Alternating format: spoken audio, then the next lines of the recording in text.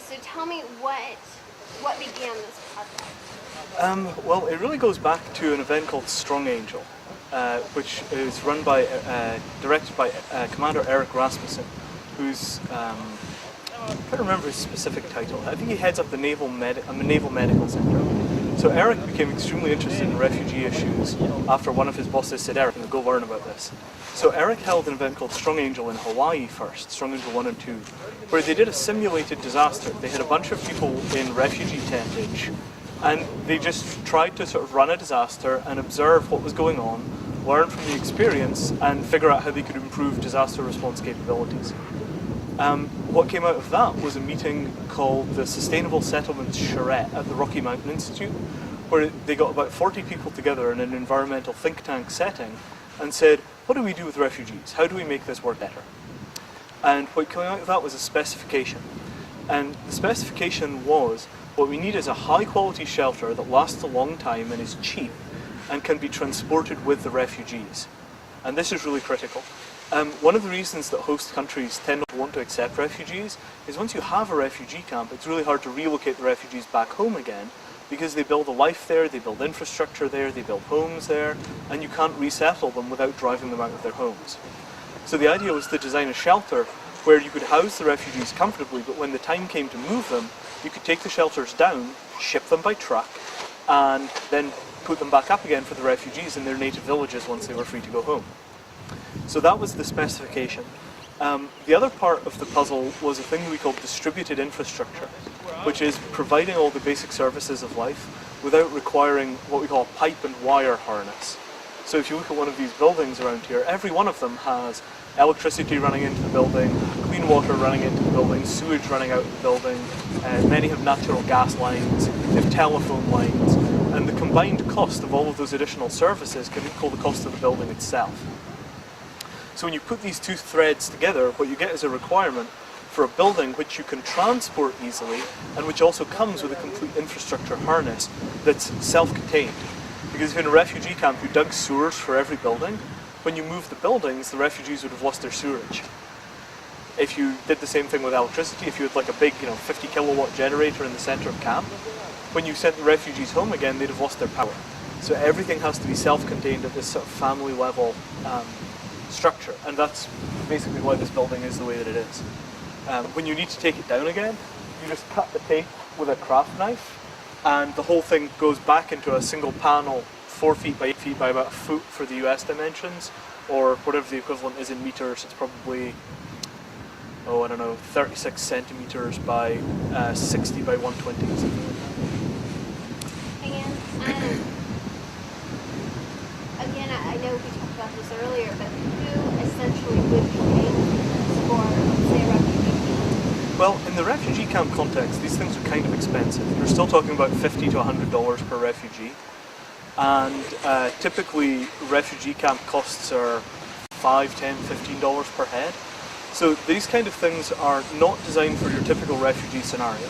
This is really looking for a new approach to handling refugees, which acknowledges that your average refugee is a refugee for 17 years.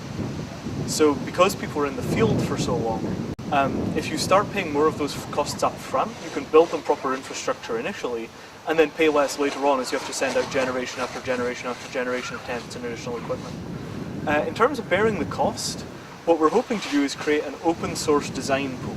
So we'll do all of the designs, put them into the public domain, find low-cost bulk distribution points, and then whichever government is paying for that group of refugees can just buy those technologies off the shelf from whichever vendor they like. Right now the US government is footing the bulk of the development costs, but I work remarkably cheaply, so even if I don't get paid, the work continues. So it's a really very kind of guerrilla effort. And what do you hope to see comes out of this project, and what do you hope for the future? Well, refugees are a relatively small population. It's about 9-10 million people, and although they have much of the worst living conditions in the world, there are many more people who are living in poverty than are actually refugees. So what I'd like to see is an approach to doing housing for villages and slums, which draws on these kind of techniques and these kind of technologies, but scales through straightforward commerce. If people want solar-powered lights and they cost $5 or $10 a piece, they'll buy them. If they want wood gasification stoves and it costs $20 a piece, they'll buy them. So by developing these technologies kind of under the umbrella of the US government, but making sure that they can go into mass production without high patent fees and these kind of things, what we hope to do in the long run is change the available technology in the developing world. And I think that that approach offers a lot of environmental benefits, it offers a lot of health benefits, it offers a lot of humanitarian benefits, without having much of an upfront cost. I'm going to stop you because I like what you just said. Change something for the developing world. Yes. And you've shifted. Oh no, I'm sorry. It's okay. So I just want you to say it again because we might use it. Yes. A little right there. And can Okay. you say that line again? How you hope to change. So what we want to do is change the available technologies for the developing world, so that they have good solutions that they can buy for $5, $10, $15, $20. And what we're trusting is that the free market will take care of both resource availability, so people will see there's a profit to be made designing these things and selling them, but also resource reach. Like the fact that you can buy a Coca-Cola almost anywhere on the planet is really important. It means that when people want a product, they're capable of building a distribution network to carry it. So if a solar lighting system or a stove system becomes as important as Coca-Cola is to people, they're going to make sure that it becomes available all over the world. You know, there's this myth that these things are hard to export or hard to distribute, but they're not. As long as it's a single self-contained package, you can make those things available all over the place just by publishing the design. And gradually, if people want it, they'll buy it and they'll buy it and they'll buy it, and it'll gradually spread. And you can see this with cell phones. I mean, cell phones have gone global in maybe 10 years just because they were useful. So if we think of it as trying to make something that's as useful as Coca-Cola or as useful as a cell phone, but solves basic human living problems, I think we'll do quite well. And what is the initial cost to make one of these structures? For demo purposes, we make them out of temporary materials. So US prices building this size is about $200. And what different sizes do you have for these structures? The smallest one is 1/4 of this floor space, so it's 42 square feet, and it's about 6 feet high, and it's big enough for just about 2 people. And there are 4 sizes from that to one which is larger than this, so it's 12 feet high, 166 square feet. You can also extend them and cluster them because they have a hexagonal base. You can put 3 or 4 of them together and they fit precisely, and then you cut doors that go straight through from one building to another. And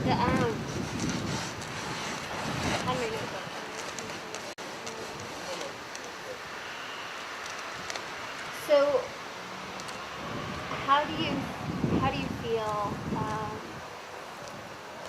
feel that this project relates to Combined Endeavor? What has attracted you to Combined Endeavor? Well, there are 2 factors. The first is that the military communicators are often first on the scene with the engineers.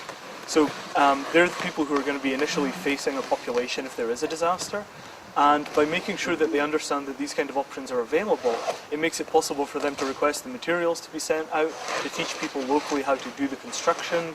So it's sort of a first population to make aware of the fact that these options are there.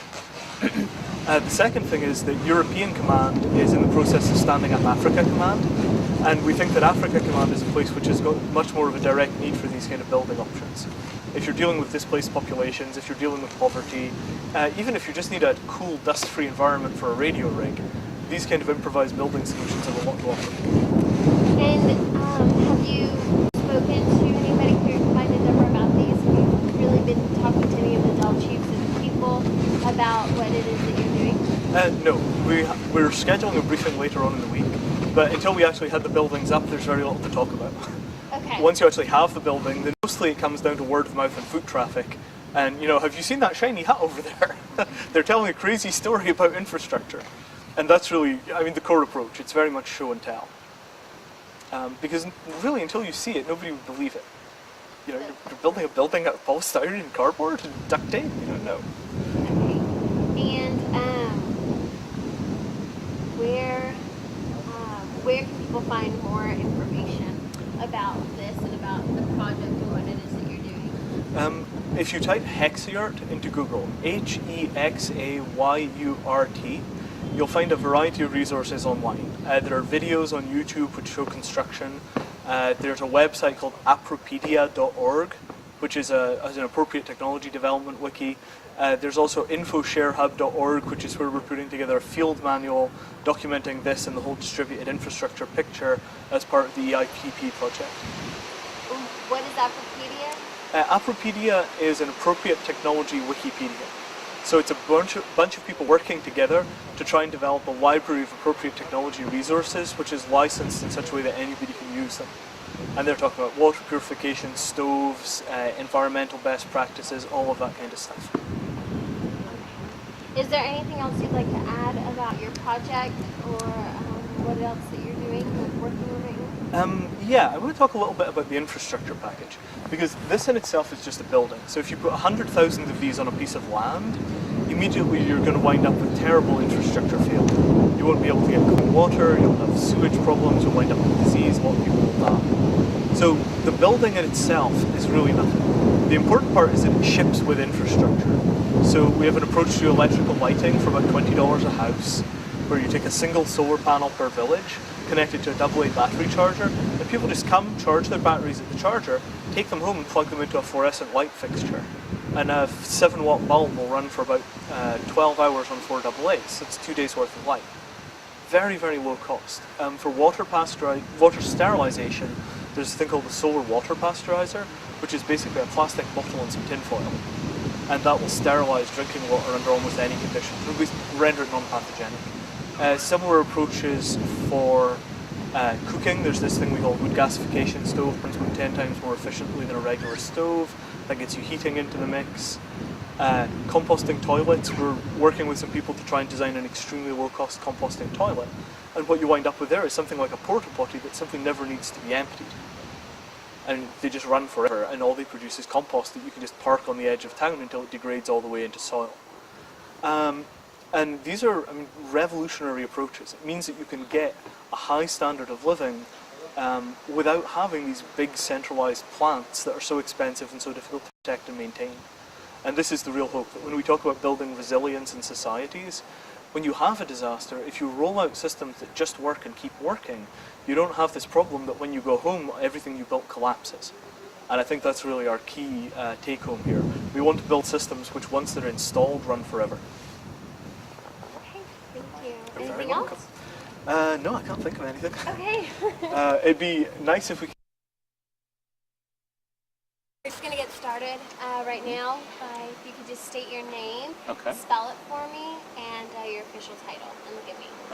My official title too. Yes. My name is Bob Vertis, and it's spelled V-R-T-I-S, and I am a contractor working in support of OSD NII, OSD, the Office of the Secretary of Defense for Networks and Integrated Information.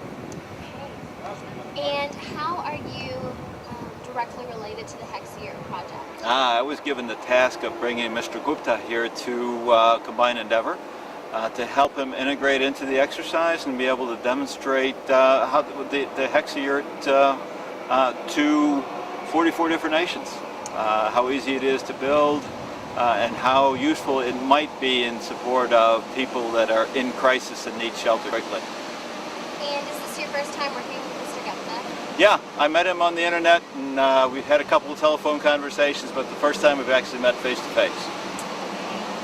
And so why is it that your position was selected for relaying him to the exercise? I've often asked myself the same question. Mr. Gupta was actually able to get the attention of Dr. Lynn Wells, who's the Principal Deputy Assistant Secretary of Defense for NII, for Networks and Integrated Information. Explained the concept to him and some of the other concepts about how you bring a distributed infrastructure to people who don't have much money or nor much of an infrastructure to support them in the first place. And that might be as a result of a disaster, it might be as a result of just their normal living conditions. It fits in the sense that when you go out and respond to a crisis, a lot of times the first people on site are the communicators. They're the ones that are out there setting up the communications so that the main portion of the response force will be able to talk back to the home base and to be able to relay requests for support. So a lot of times those guys are the ones that are out there seeing a lot of the needs, and this is a good way to get and share information on a technique that can be used to bring something to people in crisis. Bring a roof over their heads and some initial safety and protection and some shelter without having to impact military operations. I don't have to give up one of my tents to have a family live in. I can continue to use that as a command and control structure, and we can take something like the Hexayurt and that becomes a home for a family at a cost of only $200 as opposed to the cost of a military GP Small. Okay. And so what have you learned about the project at large that you feel is important for just the world, the military, communications? Just trying to put this in, do this as an implementation elsewhere in the world. We've done this before in the States. We've been able to take Hexayurts out and been able to put them up. Just go down to the Home Depot, order some tape online. The logistics of getting that together and making that happen in Germany were different. The building materials are slightly different. The tape was a little bit more difficult to have. But once you're able to sort that out, the concepts for construction were simple enough to translate it well. And we were able to get a fire team of about 5 German soldiers well trained on putting up the Hexayurt in about 2 hours. Great. And so as you continue to implement this around the world, what other problems do you expect, or what other? The challenges are really kind of what makes this of value to people in crisis. What makes them want to have this as a home instead of, if they're used to living in the slums, the cardboard and the plywood that they normally construct their homes from. What will make them want to have this as a better infrastructure and will make this whole concept that much easier to kind of bring a little bit more stability to people in crisis, to people on the move. And so how is it that y'all are marketing this to people? How is it that this Hexayurt really is better than what they're living in now? That's difficult. I mean, right now it's very much like I guess the best characterization is the Linux operating system. It's kind of like shareware software. Somebody comes up with the idea on it. They tell 2 friends, they tell 2 friends, and you begin to refine the concept and do that. So we're hoping to create a community that's interested in using this, of people who typically respond to crisis situations, whether they be military or non-governmental organizations, so they can discuss techniques for how this can be done and share lessons learned. When I get back to the States, I'll be blogging on what it is that Vinay and I did here. Some of the lessons that we learned, come up with a full bill of material, and hopefully use some of your video to demonstrate the techniques that we were able to use and what worked well. And then in kind of a Wikipedia fashion, looking for people to fix our mistakes, to add additional concepts to that so that we get information shared around. And working in the military, I'm sure you've seen a lot of ideas proposed for making things better and constantly coming up with new humanitarian missions and ways to improve people's quality of life. What do you think is unique about the Hexayurt project, and what makes this maybe something better than what they've come up with before? It doesn't try and be something for everyone everywhere in one instance. We're not waiting on the concept so that it works not only in the Arctic but also in the desert. This is a concept that will work better in some areas of the world rather than others. And so we're trying to get it out there. In software, we build a little, fix a little, build a little, fix a little. It's the same kind of concept here. If it makes sense to use this in a humanitarian assistance mission that we come across, great. We hope that we get the lessons learned back from that so that we can continue to improve on it as well.